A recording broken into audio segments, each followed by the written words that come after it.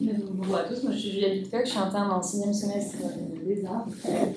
J'ai été encadrée par le docteur Mathieu Pissot, qui espère encore en connexion, qui va y emmener en réanimation à Percy.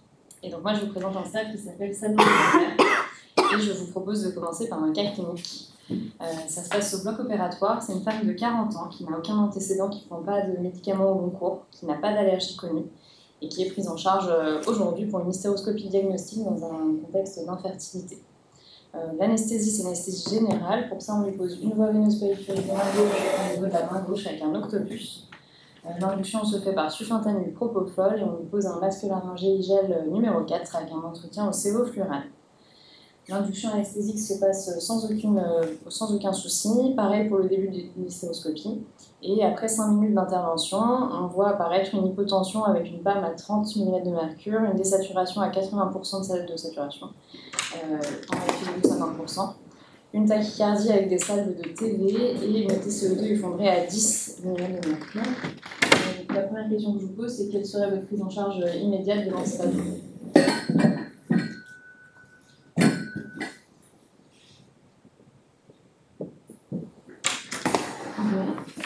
Moi je la reprends au ballon, je la ventile en 100% au ballon.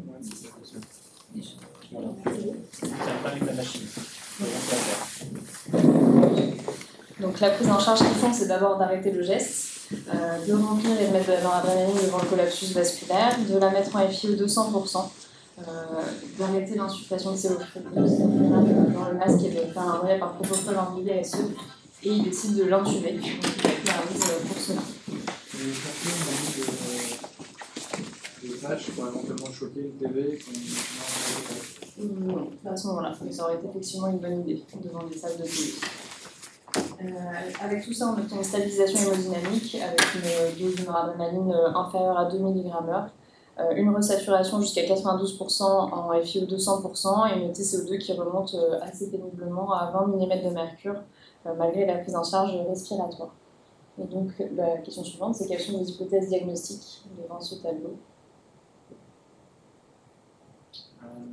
Donc, c'était collapsus vasculaire, désaturation, effondrement de l'ETCO2, tachycardie avec salle de TV.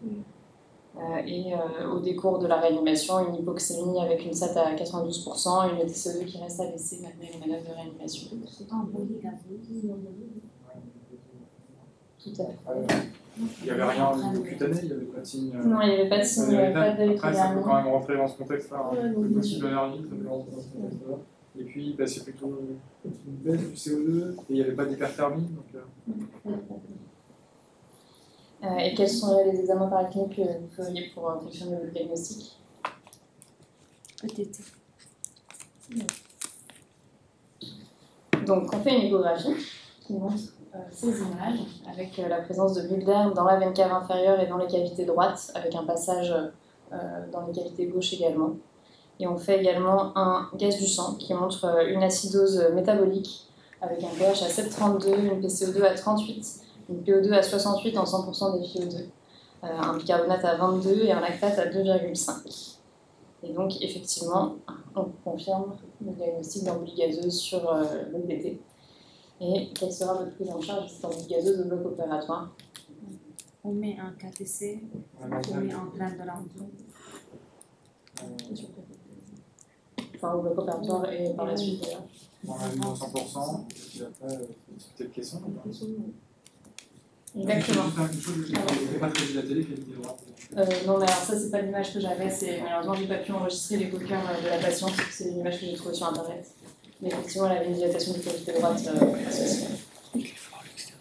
Donc, effectivement, le diagnostic, c'est l'embolie gazeuse. Alors, le cas du diagnostic qui est rétrospectif, c'est finalement une dysfonction de la machine d'hystéroscopie qui est censée injecter du sérum physiologique ou en tout cas un liquide et qui l'a injecté de l'air à gros volume et à gros débit. Et donc, sur la vasodilatation des capillaires utérins, en fait, il y a un passage d'air dans la circulation veineuse et artérielle utérine et donc une embolie gazeuse. Et donc la prise en charge, effectivement, il faut prendre en charge la défaillance respiratoire. Pour ça, on arrête les halogénées, on fait une anesthésie en IV. On passe du propofol en évoque ou en IVSE. La patiente a été curarisée pour la défaillance respiratoire.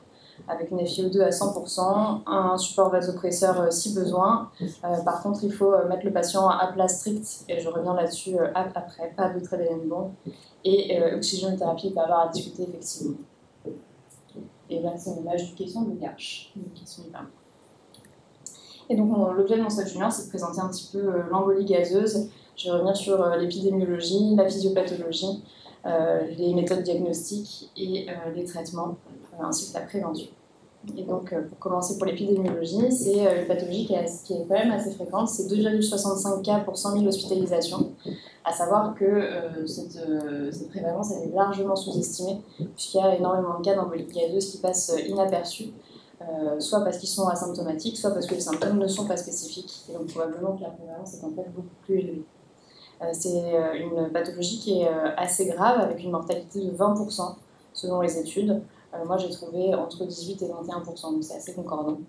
Et surtout, elle est majoritairement représentée au bloc opératoire, puisque 50% des embolies gazeuses surviennent dans le contexte périopératoire, contre seulement 30% au niveau des voies centrales, alors qu'on se la représente sur l'accident de KTC de manière caricaturale. Donc ça, c'est une étude, c'est une revue de la littérature où ils ont pris 437 articles et ils ont récupéré 174 patients qui avaient une embolie gazeuse prouvée. Et donc ils ont un petit peu regardé la répartition des causes de l'embolie gazeuse. On voit effectivement que c'est iatrogénique dans 92% des cas, donc la grande majorité survient à l'hôpital. Les autres cas, ce seraient les accidents de décompression, essentiellement les accidents de décompression. Et parmi les embolies gazeuses iatrogènes, 45,9% surviennent au bloc opératoire, 30% au niveau des voies veineuses centrales. Et donc ils ont regardé un petit peu à quel moment de la gestion de la voie veineuse centrale ça survenait. Et c'est essentiellement pendant la manipulation, c'est-à-dire pendant les administrations de traitement, la réfection de pansement. Voilà, c'est essentiellement pendant les manipulations de KT, 17% contre seulement 6 à la pause de la KTC et 9 au moment du retrait. Les autres causes, essentiellement, c'est traumatique, avec des plaies vasculaires ouvertes. Parmi les chirurgies à risque, les principales chirurgies incriminées, c'est les chirurgies de la tête et du cou, notamment la neurochirurgie en première position et surtout les chirurgies assises, puisqu'en fait il y a une effraction vasculaire chez un patient qui est assis, donc avec une pression veineuse qui est basse au niveau du cerveau et donc une aspiration de l'air au moment de l'incision. Les autres procédures à risque, c'est les chirurgies cervicales, notamment l'endartérectomie, les thyroïdectomies, les chirurgies ophtalmologiques, la chirurgie cardiaque, surtout parce qu'on a recours à la CEC avec des canules de très gros calibre et donc des passages d'air avec un volume assez important. Les chirurgies orthopédiques et toutes les chirurgies de célioscopie, hystéroscopie, enfin toutes les chirurgies où on insuffle de l'air, enfin du CO2, en gaz en tout cas. Pour revenir sur la physiopathologie, donc l'embolie gazeuse, c'est une entrée de gaz. Ça peut être de l'air le plus souvent, ça peut être un autre gaz, notamment le CO2 sur les chirurgies de célioscopie. Ça peut être aussi du protoxyde d'azote, voilà, c'est un gaz, qui forme une bulle qui va d'abord être circulante. Et puis en fonction du calibre des vaisseaux, elle va se bloquer. Le plus souvent, elle se bloque au niveau d'une bifurcation. Et les symptômes vont ensuite dépendre de l'endroit qui a été obstrué. La localisation de l'obstruction, elle dépend du point d'entrée, et notamment du fait d'avoir une embolie gazeuse veineuse ou artérielle. Quand on a une embolie gazeuse veineuse, donc le sang rentre par la veine, il remonte dans la cavité droite et il va avoir tendance à se bloquer dans la circulation pulmonaire. Et donc on aura principalement des symptômes en lien avec cette obstruction de la circulation pulmonaire. Par contre, quand on a une embolie artérielle, le gaz va remonter par effet de pression, va remonter au niveau du cerveau et du cœur, et donc on aura une obstruction du coronaire et de la circulation cérébrale. Les symptômes, du coup, comme je disais, dépendent de la zone qui est obstruée, et ils sont complètement aspécifiques. On voit que c'est essentiellement des symptômes respiratoires, avec dyspnée, toux, douleur thoracique, désaturation, bronchospasme. On a également des symptômes cardiovasculaires, on a le collapsus et l'état de choc. Ça, c'est surtout quand on a une obstruction au niveau des cavités droites avec un état de choc obstructif. On peut avoir des tachycardies, palpitations, bradycardie, On peut avoir une atteinte neurologique également avec des troubles de la vigilance, un coma, de l'épilepsie. Voilà. Et donc, pour expliquer ces symptômes, pour expliquer ces symptômes, il y a deux mécanismes. Le premier mécanisme, c'est l'obstruction d'un vaisseau.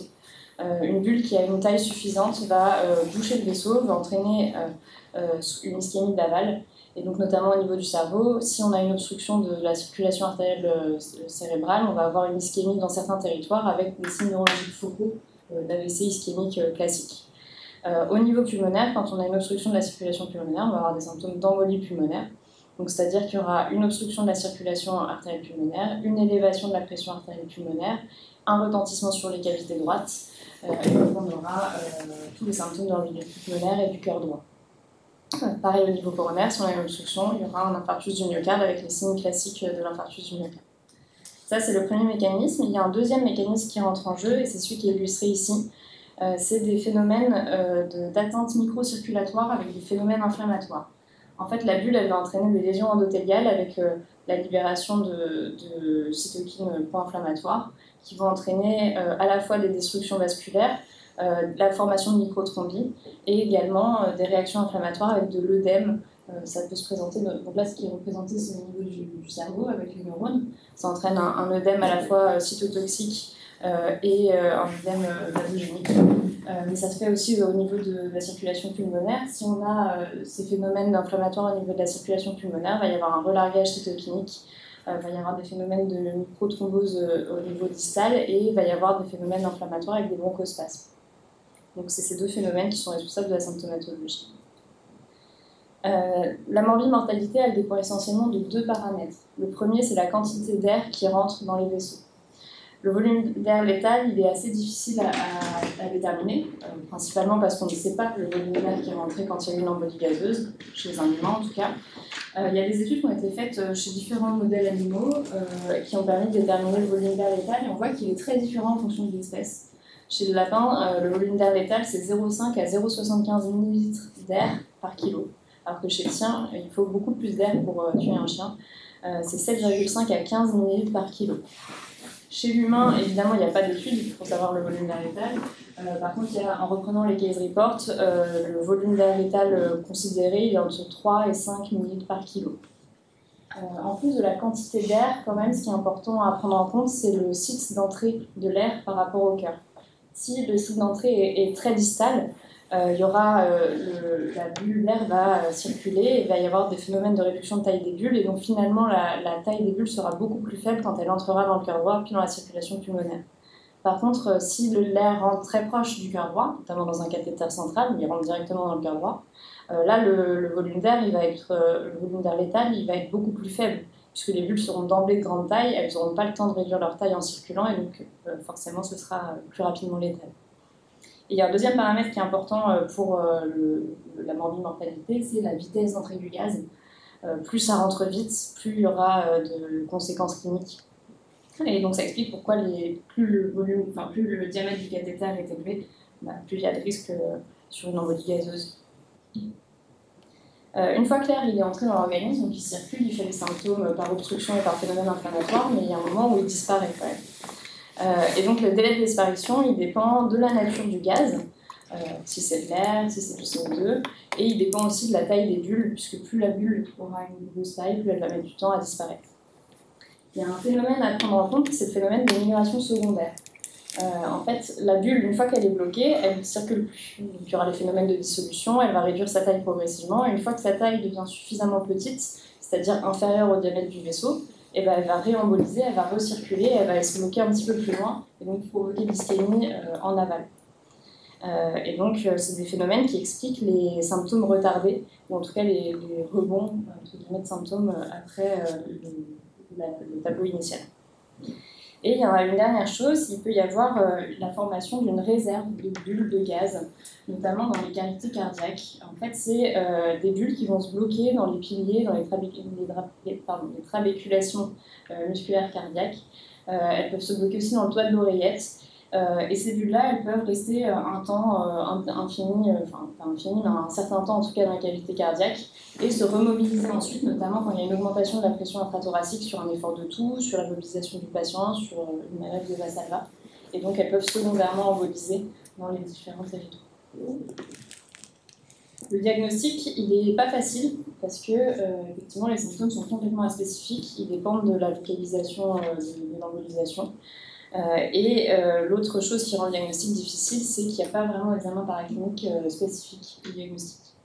Les examens paracliniques qu'on peut utiliser, c'est l'échographie Doppler cardiaque, que ce soit ETT ou ETO, qui permettent de voir en direct les bulles circuler.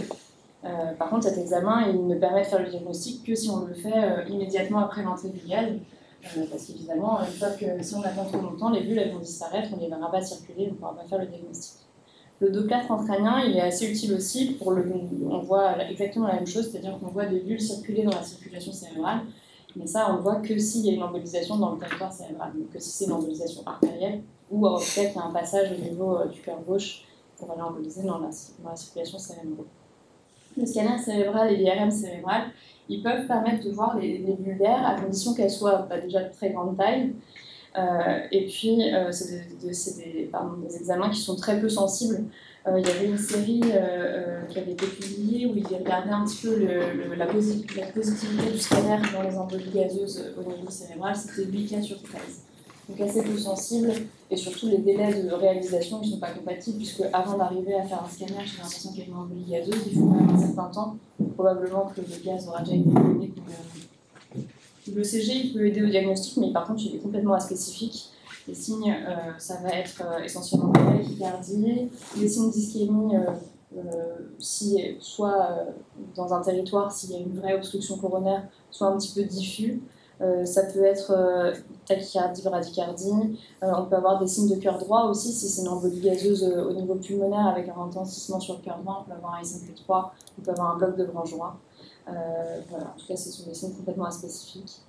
Le gaz du sang, il montre globalement seulement une hypoxémie. Il n'y a pas d'autres signes. L'hypoxémie, elle s'explique par une augmentation de l'effet espace mort sur l'obstruction de la circulation pulmonaire. Et la dernière chose qui nous intéresse surtout au bloc opératoire, c'est une chute de l'EPCO2 qui survient, pareil, s'il y a une embolisation de la circulation pulmonaire. Et ça, c'est aussi lié à l'effet espace mort, puisqu'il n'y a plus de circulation sanguine, donc plus d'échange, et le TCO2 baisse brutalement. Maintenant, la prise en charge thérapeutique de l'embolie gazeuse, elle repose d'abord sur un traitement symptomatique, puisque c'est une pathologie grave avec une embolie immédiate du pronostic vital. Donc c'est expansion volumique, support vasopresseur avec des amines, oxygénation avec des FiO2 à 100%, intubation si besoin. Comme je disais, il faut mettre à plat strict. La raison de ne pas mettre entrée d'air lourde, elle est liée au phénomène inflammatoire que j'ai décrit plus tôt. S'il y a une embolie gazeuse cérébrale avec des phénomènes inflammatoires, il va y avoir de l'œdème qui est à la fois vasogénique et cytotoxique. Et donc si on met le patient entrée d'air lourde, on augmente la pression sanguine au niveau intracrânien, on augmente la pression intracrânienne et donc en fait on majore le risque d'HTIC et de lésions neurologiques. Donc à plat strict. S'il y a une commercialité, il faut utiliser des anticonvulsivants selon les recommandations classiques. Évidemment, il faut arrêter l'entrée de gaz. Donc si c'est un opératoire, il faut inonder le site opératoire avec du sérum physiologique, il faut suturer la plaie ou alors il faut planter les artères ou les veines qui sont responsables. Et il faut abaisser le site opératoire en dessous du niveau du cœur. Par exemple, si c'est de la neurochirurgie assise, il faut allonger le patient assez rapidement pour éviter l'entrée d'air par dépression. Et le seul traitement spécifique, c'est l'oxygénothérapie. Donc effectivement, il y a l'oxygénothérapie hyperbare, mais même en pression atmosphérique normale, on va avoir un bénéfice de l'oxygénothérapie, que je vous explique juste. L'oxygénothérapie, elle permet de faire ce qu'on appelle la dénitrogénation. Ça ne marche que si c'est une embolie gazeuse avec de l'azote dans le gaz. Évidemment, si c'est du CO2 pur, il n'y a pas de dénitrogénation. Et donc, la dénitrogénation, c'est en appliquant une FiO2 à 100%, ou en tout cas une forte concentration en oxygène, on va augmenter la PO2 en amont de la bulle. La bulle, elle bloque le vaisseau, elle entraîne une hypoxie en aval et donc une carence en O2, on va dire, en aval. Si on augmente la concentration d'O2 en amont, on va créer un gradient de pression entre l'amont et l'aval de la bulle, et aussi un gradient de pression en azote entre dans la bulle et à l'extérieur de la bulle. Et donc forcément, comme tout gradient de pression, il va y avoir une équilibration progressive, et donc pour ça, il va y avoir une sortie de l'azote de la bulle vers le sang, et une entrée de l'O2 dans la bulle. Et en fait, c'est la sortie de l'azote qui va entraîner une réduction progressive de la taille de la bulle, et qui va permettre donc de désobstruer le vaisseau, et puis de permettre à l'oxygène de circuler en aval, et donc de corriger l'hypoxie d'aval. Et ça marche même sans faire d'oxygénothérapie hyperbare, juste à la pression atmosphérique, il y a déjà une dénitrogénation. Les intérêts de l'oxygénothérapie hyperbare, ils sont multiples. Déjà, il y a une dénitrogénation plus importante. Ensuite, en plus de la réduction de la taille de la bulle par dénitrogénation, on a aussi une réduction de la taille de la bulle par application de la pression. Là, vous voyez à droite du diaporama une représentation de la taille de la bulle en fonction de la pression. Plus la pression qu'on applique sur la bulle est élevée, plus sa taille va réduire, et donc plus on va réussir à désobstruer les vaisseaux. L'autre intérêt, c'est une augmentation de l'apport en O2. Ça, c'est lié au fait qu'à FiO2 stable, c'est-à-dire par exemple à 21%, on va avoir, grâce à la pression, on va avoir une PO2 beaucoup plus importante si on applique une pression élevée. Donc là, on voit au niveau, je sais pas si ça marche. Non, c'est pas grave. Comme vous pouvez le voir, donc à 1 atmosphère à 21%, on a une PO2 à 100, alors qu'à 6 atmosphères avec la même concentration en O2, on a 900 de PO2. Et donc ça permet d'augmenter les apports d'oxygène et de corriger plus rapidement l'hypoxie qui est liée à l'embolie gazeuse. Et la dernière chose, c'est que du fait de cette hyperoxie, on peut avoir une vasoconstriction cérébrale hyperoxique qui va réduire l'œdème cérébral et donc protéger un petit peu, enfin en tout cas diminuer les risques d'HTX. Il y a quand même des risques en lien avec l'oxygénothérapie hyperbare. J'ai essayé de trouver le protocole de Garch d'oxygénothérapie hyperbare, mais je n'ai pas trouvé ça sur Internet. De ce que je sais, on applique des pressions en maximum 2,5-2,6 atmosphères. On ne va pas au-dessus, malgré les bénéfices que je viens d'évoquer. La raison pour cela, c'est plus on applique une pression importante, plus on doit faire des paliers de décompression nombreux et longs. Et donc, plus on applique de pression au moment où on fait la séance de caisson, plus le temps de décompression va être long, et plus la séance au total va être longue. Et donc, on préfère rester à des niveaux de pression un petit peu plus faibles. La deuxième chose, c'est que comme quand on plonge en profondeur, il y a un risque de narcose à l'azote, et notamment un risque de narcose chez le personnel qui accompagne les patients.